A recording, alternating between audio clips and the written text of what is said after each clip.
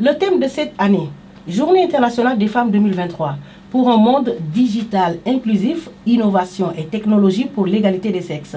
La WADR, mesdames et messieurs, marque cette journée avec ONU Femmes et ses partenaires Polaris.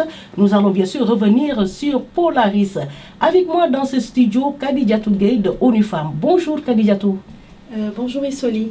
Alors, vous êtes analyste TIC ONU Femmes, Bureau Sénégal. Vous évoluez dans le domaine des nouvelles technologies de l'information et de la communication. Ce n'est pas tout, puisque vous travaillez aussi sur l'utilisation optimale de la technologie pour améliorer la vie quotidienne des femmes, n'est-ce pas? Oui, exactement, Essoli. À côté de vous, Madame Sandrine Lemar. Sandrine, bonjour. Bonjour. Vous êtes sociologue spécialisée en psychologie sociale, directrice de la Soft Skills Academy du groupe ISM. Vous accompagnez aussi des jeunes ayant rencontré des difficultés dans le digital quand cela est nécessaire. Et puis vous organisez aussi des temps d'accompagnement et de médiation plutôt, familiale pour réinstaurer un dialogue parfois rompu entre parents et enfants. Exactement. C'est bien ça? C'est tout à fait ça. Alors, à côté, c'est vous aujourd'hui l'hôte du jour. À côté donc, Ousseynou Gueye, fondateur et directeur exécutif de Polaris Asso. Bonjour. Bonjour Essoli. Vous êtes un ancien du Prytanée militaire de Saint-Louis, diplômé de Master 2 en sciences politiques de l'université Gustave Eiffel à Paris. Je pense que j'ai bien prononcé. Parfait. Voilà. Alors, vous êtes chef, alors qu'il est chef de projet au sein du programme Google Atelier Numérique, une initiative de Google en France. Vous décidez en 2019 de quitter votre poste pour revenir dans votre pays, le Sénégal, pour lancer Polaris Asso. Alors, pour un monde digital inclusif, innovation et technologie pour l'égalité des sexes, le thème de 2023, chers invités. Cette journée est aussi l'occasion d'examiner comment accélérer le programme 2030. Il ne faut pas perdre de vue cette idée également. Il s'agira certainement de voir comment accélérer la mise en œuvre des objectifs de développement durable, en particulier le 5e objectif qui est de parvenir à l'égalité des sexes et d'autonomiser toutes les filles et femmes. Et le 4e objectif qui consiste à assurer une éducation inclusive et de qualité pour tous et promouvoir enfin l'apprentissage tout au long de la vie. Et cette année, j'ai envie d'ajouter, en passant par le digital. Khadijatou Gueye, avant toute chose, quelle importance doit-on accorder ou accordez-vous à cette journée de la femme?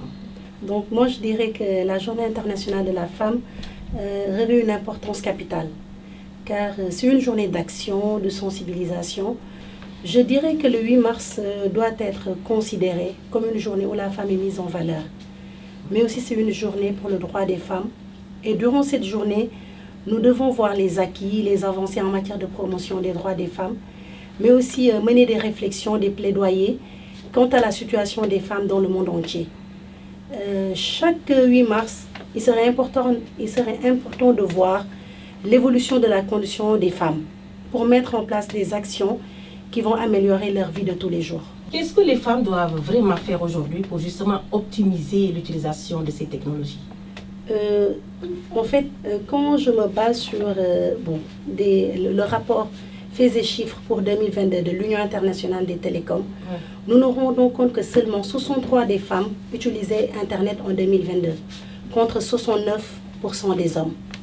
Et aussi, d'ici 2050, 75% des emplois seront liés au domaine scientifique et technologique. Pourtant, aujourd'hui, les femmes n'occupent que 22% des postes d'intelligence artificielle. À côté de vous, Ousseynou Gueye. Ousseynou, donnez-nous d'abord plus de détails sur votre compagnie, votre entreprise Polaris Asso. Alors, merci d'abord pour l'invitation. Polaris Asso est une organisation de la société civile.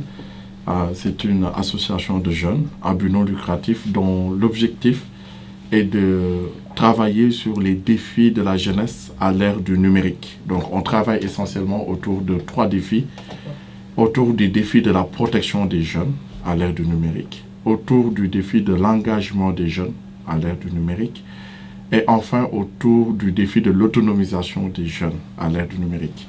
Et nous avons un très fort focus sur les jeunes filles et les femmes dans notre accompagnement. Pourquoi justement, avant de passer à une autre question, pour des raisons... Pourquoi les jeunes filles, les femmes? Pour des raisons parfois crypto-personnelles qui sont liées à mon parcours et aussi parfois, comme l'a dit Kadidiatou pour des raisons plutôt objectives également. Voilà, on le voit carrément. Aujourd'hui, on a à peu près plus de 70% des métiers de demain, des métiers de 2030 et au-delà, qui seront des métiers du numérique. Donc si objectivement on ne forme pas les jeunes filles et les jeunes femmes, on ne les prépare pas à ce monde numérique, donc demain on risque de se retrouver avec que des hommes qui travaillent et pas forcément des femmes. Et la première raison qui est plutôt liée à mon histoire, donc moi vous l'avez dit, je suis revenu au Sénégal il y a à peu près 3 ans, mais avant cela j'ai travaillé dans une entreprise qui s'appelle Google, et chez Google, quand j'arrivais, je ne savais pas forcément utiliser un ordinateur, et mes supérieurs, mes N+1, +2, +3, qui m'ont appris à utiliser l'ordinateur et à m'inspirer, qui m'ont largement inspiré à lancer Polaris Asso, ce sont toutes les 3 des femmes. Et j'ai été particulièrement outré quand je suis arrivé il y a 3 ans et que je tentais de recruter sur un métier d'infographie. J'avais reçu 300 CV, dont 297 CV d'hommes et seulement 3 CV de femmes. Donc cela m'avait particulièrement touché, et depuis lors, il était quasi impossible pour moi de ne pas réagir. Dites-nous à quel degré sont impliquées justement les femmes. Vous en avez parlé tout à l'heure. Est-ce que vraiment c'est critique aujourd'hui, l'implication des femmes dans le digital? Alors il y a... Parce que sur 300 CV, il n'y a que 3 qui sont des femmes. Ça veut dire quelque part, il y a matière. Je peux analyser cette question sous 3 dimensions. La première dimension, je pense que Kadidiatou est revenu dessus, donc je ne vais pas m'éterniser dessus, c'est sur les inégalités d'accès. Donc effectivement, aujourd'hui, il y a une inégalité d'accès qui fait que les femmes ont un tout petit peu moins accès à l'outil numérique et aux formations numériques que les hommes. Mais si je peux le dire ainsi, c'est pas le plus grave. En fait, il y a pire. Pire, c'est les inégalités d'usage. D'accord. Alors, aujourd'hui, ce qu'on remarque, c'est que quand les hommes et les femmes sont ensemble sur Internet, les femmes sont celles qui souvent tirent le moins profit des opportunités du digital, donc en termes de formation et d'insertion professionnelle ou de sources de revenus socio-économiques. Elles sont certainement plus en train de regarder de jolis sacs, de jolies robes, plus... Voilà, elles en tirent moins profit. Okay. Mais les femmes sont aussi celles qui subissent, encore une fois, le plus les dangers du numérique. Okay. Donc c'est une double injustice.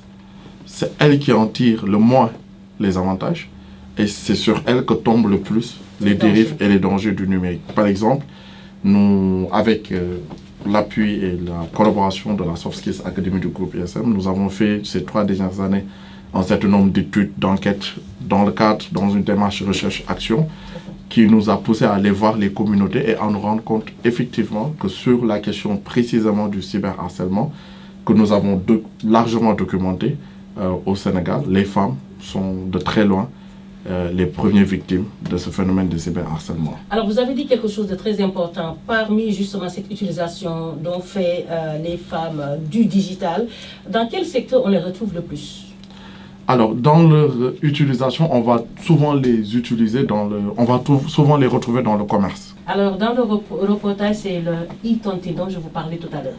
Notre reporter a essayé d'avoir d'abord les responsables.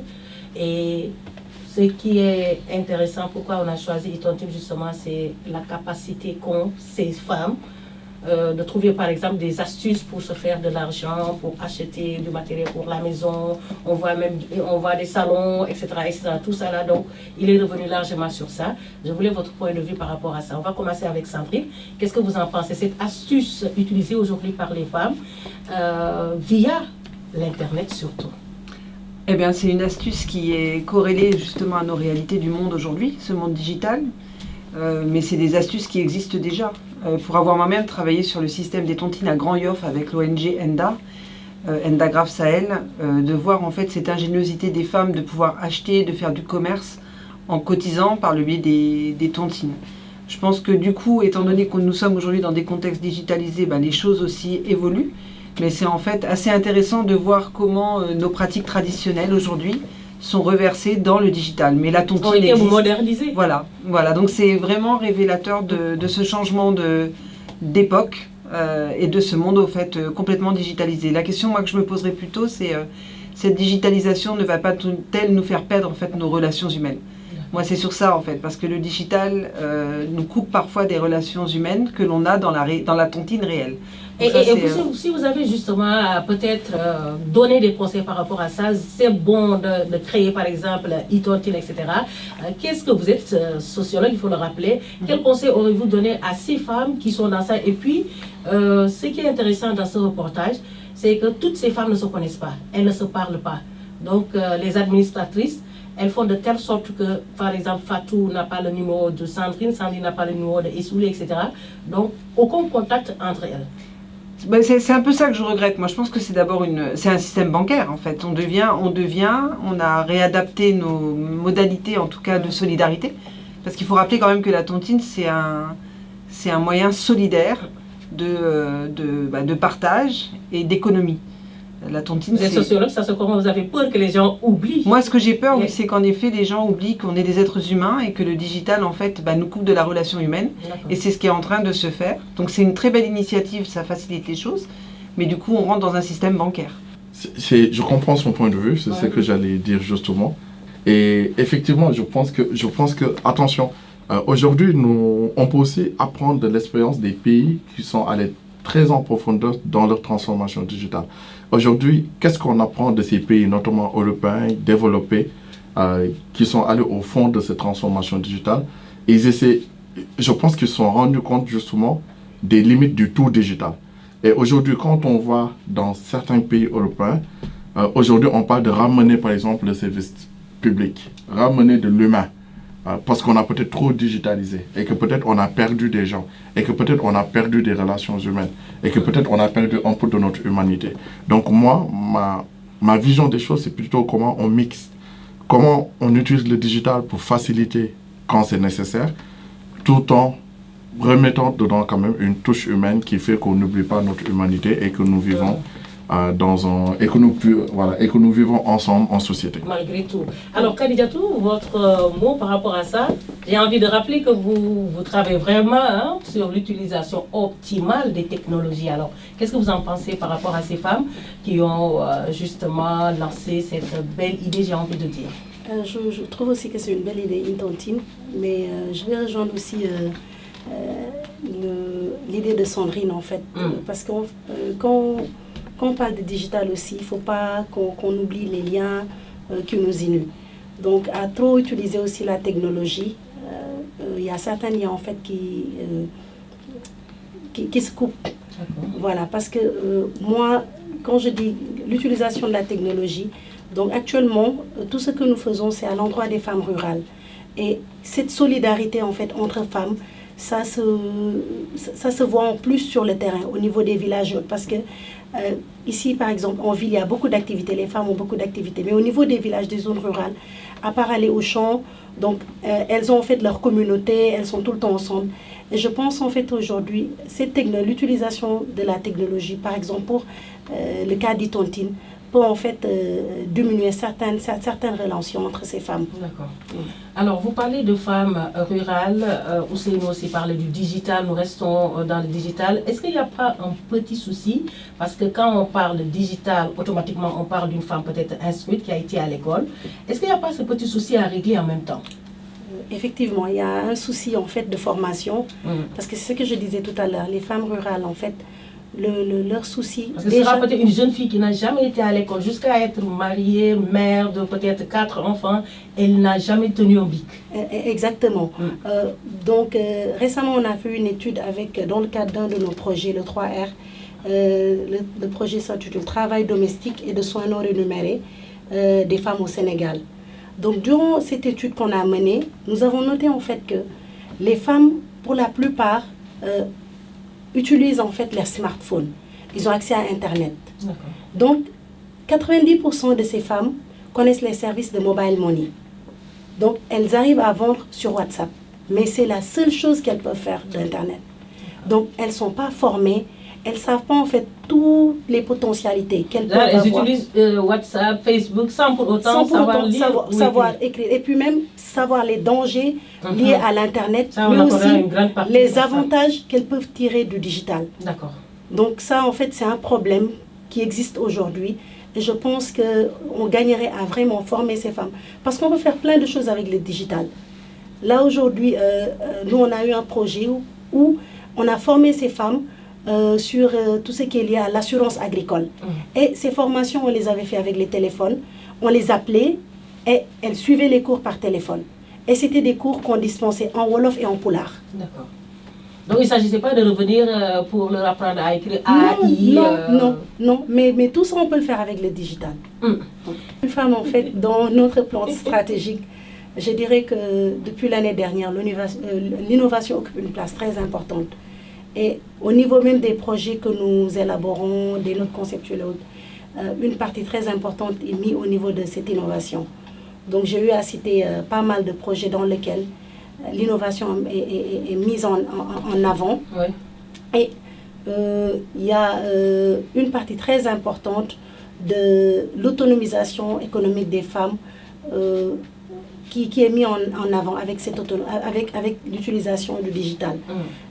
Par exemple, pour citer un exemple, je vais parler de notre plateforme que nous sommes en train de développer actuellement qui s'appelle Buy from Women. C'est une plateforme que nous avons développée avec le siège, donc on a eu à le tester dans différents pays, la Côte d'Ivoire, le Rwanda, le Mali. Et c'est une plateforme mobile et web qui est là aujourd'hui pour permettre aux femmes d'avoir accès à l'information dans un premier temps.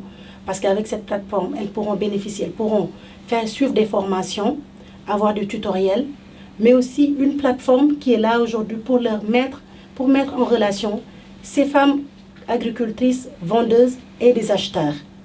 Mais aussi, c'est une plateforme qui est là pour faire face au changement climatique. Parce qu'il y a des modules qu'on a développés aujourd'hui pour que les femmes puissent être à jour et avoir des données météo en temps réel.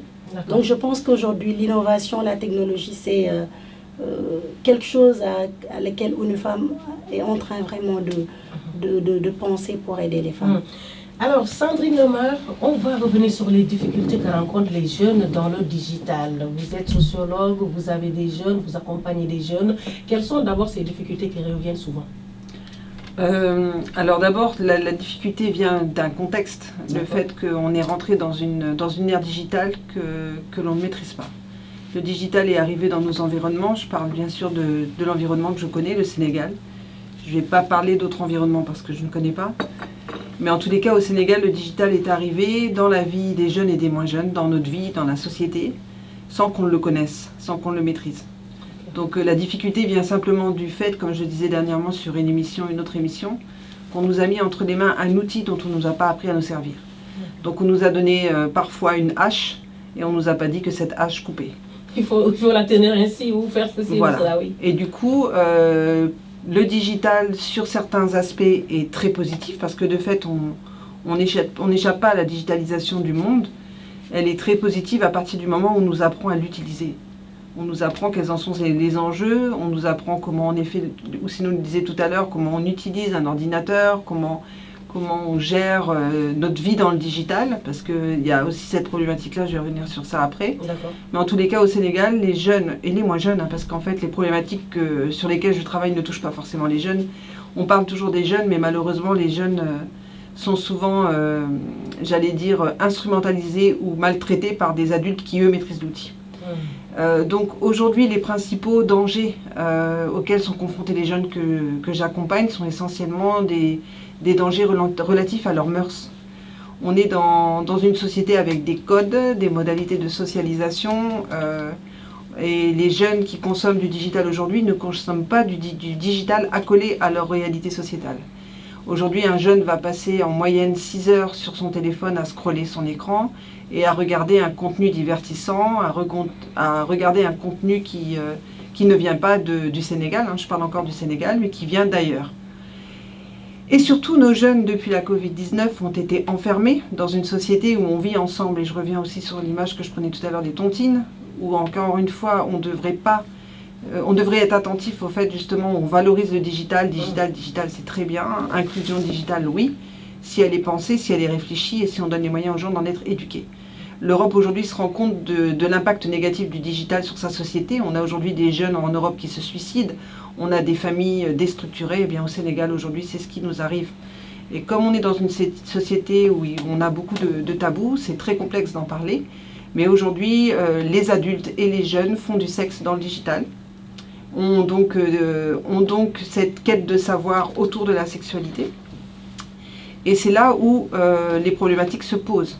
On parle de cyberharcèlement, on parle de pratiques de relations. Aujourd'hui, c'est ça essentiellement les cas que j'ai à accompagner. Des jeunes femmes qui ont été interpellées via le digital pour envoyer des photos dénudées de leur personne. Des jeunes garçons qui sont amenés à avoir des comportements complètement déviants pour justement harceler des jeunes femmes, mais aussi des adultes de ma génération, des cinquantenaires, qui bien sûr utilisent le digital aussi pour harceler, demander à des jeunes filles des photos compromettantes. Alors Sandrine, quel contenu mettre à e-réputation? La e-réputation, c'est justement... la réputation d'abord, c'est la réputation que j'ai dans le réel. Oui. Sandrine en face de vous, Sandrine dans son milieu professionnel, celle-ci, elle est palpable. La e-réputation, c'est l'image qu'on donnera de soi dans le digital. Et si on regarde les comptes Instagram, par exemple, de nos jeunes, c'est leur e-réputation. On peut dire que ton compte Instagram est le reflet de ta e-réputation. Il suffit de regarder les photos de nos jeunes dans le digital pour se rendre compte que leur e-réputation n'est pas du tout accolée aux fondements et aux valeurs que leurs parents leur ont transmises. Et de fait, ils sont influencés par des images, par du contenu qui n'est pas corrélé à notre réalité sociétale, et ils miment en fait. Ils imitent, ils sont dans l'imitation. Ils sont dans l'imitation parce qu'encore une fois, ils n'ont pas été éduqués à cet outil. Et aujourd'hui, heureusement pour nous, j'allais dire, on a approfondi ce travail. Aujourd'hui aussi, la société en prend conscience, les parents sont en panique totale, parce qu'une fois que le jeune est accompagné, pourquoi il est accompagné d'ailleurs? Pourquoi il vient me voir, le jeune?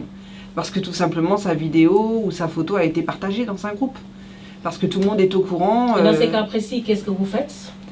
Qu'est-ce que je fais d'abord, c'est travailler à l'accompagner. Parce que quand ta vidéo est distribuée partout en termes de stabilité émotionnelle, d'abord tu es en panique, c'est très déstabilisant. La crainte, c'est oui, mes parents. Mais oui, tes parents, parce qu'en effet, si tous tes camarades l'ont eu et que même elle est au-delà de tes camarades, tes parents vont l'avoir.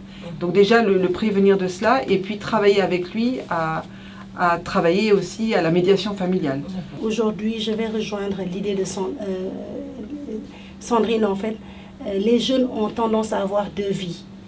Et tout cela a commencé avec le digital. C'est vrai que le digital a ses avantages, mais aujourd'hui, il y a beaucoup d'inconvénients. Parce qu'en fait, avant que le digital n'entre dans nos familles, après le dîner ou bien après le déjeuner, tout le monde était là, on discutait en famille et tout. Mais maintenant, les jeunes, ils ont même ils ont hâte de finir pour s'enfermer, de manger vite et de partir en fait pour s'isoler. Et ça, c'est un danger. Et je pense en fait, comme Ousseynou l'a dit, avec Polaris et le fonds Muskoka, parce que nous femmes aussi, nous travaillons avec le fonds Muskoka. Là, je pense que beaucoup de sensibilisation devrait être faite pour vraiment montrer à cette jeune génération les dangers qu'il y a avec le digital et vraiment comment faire face. Pour qu'au moins qu'ils savent qu'il y a des choses à mettre en ligne et il y a des choses qu'il faut garder pour soi. Alors la dernière question pour les trois, vraiment la dernière question. En quoi finalement le digital peut-il améliorer la condition de la femme aujourd'hui? Parce que le thème c'est ça. Il n'a pas été choisi comme ça. C'est parce que quelque part, il doit servir à quelque chose. À votre avis, Khadijatou, Sandrine, Ousseynou, en quoi finalement le digital peut-il aider à améliorer les conditions de la femme? On va commencer. On reste avec vous. Donc, Khadijatou. Voilà, moi je dirais que le digital peut améliorer la condition de la femme dans beaucoup de domaines, tels que l'accès à l'information. Parce qu'en fait, moi, aujourd'hui, je vais parler avec l'expérience que j'ai, donc le travail qu'on fait avec les femmes au niveau rural et certaines femmes ici à Dakar en fait. Donc aujourd'hui avec Covid, on s'est rendu compte que les femmes en fait, ils n'avaient pas accès à l'information. Grâce au digital, on a pu vraiment informer ces femmes, les sensibiliser les former. Donc, grâce au digital, elles ont pu suivre des cours en ligne, en langue nationale. Grâce au digital, on a pu les former, par exemple, on a pu faire des ateliers de saponification, par exemple. Et à distance? Oui, à distance, Oui. de fabrication d'eau de javel. Et cela, les femmes l'ont utilisé, elles les ont vendues, elles ont pu être autonomes. Mais aussi, grâce au digital, elles ont eu accès au marché. Parce qu'en fait, durant Covid, elles ont utilisé vraiment le digital pour vendre leur production. Parce que, par exemple, des femmes qui étaient jusqu'à Saint-Louis, qui avaient leur production de riz, qui étaient coupées du monde, qui n'arrivaient pas à vendre, grâce au digital, elles ont pu vendre le riz, elles ont pu vendre, et puis elles ont pu quand même être en contact, en relation avec des acheteurs et être autonomes. Alors Sandrine, en quoi finalement le digital peut-il améliorer la condition pour vous, on va dire, des jeunes filles? Oui, et des femmes. Et des femmes Parce que aussi, des femmes alors? aussi, il n'y a pas que des jeunes filles que j'accompagne, hein, il y a des femmes aussi qui sont... D'accord, donc finalement en quoi Voilà. le digital peut... C'est pas que aider? les jeunes filles, il y a des femmes aussi qui envoient des vidéos et qui partagent. Ouais. Donc c'est toutes les couches, on parle des jeunes, mais ce n'est pas que les jeunes. Et ceux que j'accompagne, c'est aussi des personnes adultes. Donc moi je dirais que le digital, c'est l'ouverture au monde. C'est l'ouverture aux connaissances et que c'est l'ouverture à la connaissance et au savoir et à l'information. Mais avant d'être ouvert au monde, il faut d'abord s'ouvrir à soi et à sa société. Bien maîtriser son ancrage d'abord pour s'ouvrir au monde. Donc je reviens sur le fait que le digital, c'est en effet l'environnement dans lequel on évolue aujourd'hui. On ne peut pas faire sans. C'est un environnement qui peut nous apporter de nombreuses opportunités, si tant est aussi qu'on aille chercher le bon savoir, la bonne connaissance, et toujours en adéquation avec ce que l'on est fondamentalement. Et c'est là où est le souci. Et donc le digital, oui, si on éduque au digital, le digital, oui, si justement on nous permet d'aller dans les bons sites d'information, et si on sait pourquoi on y va aussi, qu'est-ce que je viens chercher dans ce monde virtuel. Mais en tout cas, c'est une ouverture extraordinaire, on peut étudier à distance, on peut faire des connaissances à distance, avoir des millions, des on peut milliards. gagner sa vie à distance. Et voilà, et ça aussi c'est une autre problématique, c'est qu'aujourd'hui les jeunes d'ici pensent que justement en étant influenceur on va gagner des milliards. Et c'est aussi l'opportunité aussi de dire aux jeunes de faire attention. Être influenceur, d'abord l'influenceur n'influence que celui qui est influençable, ça c'est une chose. Et être influenceur, c'est avoir du contenu. Regardons aussi nos influenceurs et en fait, dis-moi qui tu suis et je te dirai qui tu es. Et très souvent, on suit celui qui est en porte-à-faux avec ce que l'on est. Alors, Ousseynou? Alors, comment rajouter des choses après ces belles interventions de mes chères dames. Mais pour vous, ce sera peut-être comment aider les femmes à vraiment prendre le meilleur du digital. C'est vraiment, moi je vais toutes les rejoindre. Je pense que le digital aujourd'hui efface des barrières qui étaient des freins auparavant pour les femmes, notamment la barrière du présentiel. Moi, je vais juste revenir sur un aspect précis, je pense, accès à l'information, à l'éducation. Mais je pense qu'aussi, il y a un aspect qui est important, c'est sur les modalités de travail. Donc aujourd'hui, sur le digital, par exemple, je pense qu'une femme qui est chez elle, qui a ses enfants peut-être, ou qui souhaite volontairement partager son temps entre ses enfants, sa maison et son travail, je pense qu'avec le digital, le télétravail, ou les nouvelles modalités d'insertion professionnelle que le digital a amené, notamment le freelancing. On peut totalement être en remote, comme on le dit en anglais, être chez soi, travailler et peut-être même mieux gagner sa vie que la personne qui se réveille tous les matins, qui dépasse son argent sur du transport pour aller travailler de 8h à 18h quelque part. Tu peux être dans le confort de ta maison, de tes enfants, surveiller, etc. et en même temps travailler. Donc je pense que le digital change le statu quo et efface des barrières également à l'autonomisation des femmes. Mais très rapidement, est-ce que vous, je ne sais pas, vous avez des conseils pour nos femmes, nos sœurs qui nous écoutent, par exemple les secteurs qui seraient plus avantageux pour elles? Là, je parle pour pouvoir leur permettre d'avoir un peu d'argent, de pouvoir être plus ou moins indépendantes, autonomes. Absolument. Des secteurs vraiment qui promettent. Alors, honnêtement, les opportunités... Nous connaissons que le commerce, Khadijatou, n'est-ce pas? Les opportunités sont innombrables sur le digital. Les opportunités sont innombrables. Moi, je vais citer certains métiers dont nous-mêmes, nous sommes en recherche.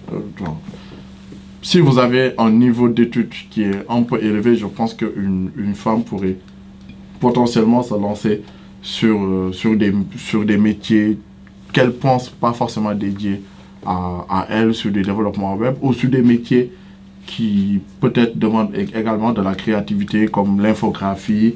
Aujourd'hui, ce sont des sujets où il y a une très forte demande au Sénégal.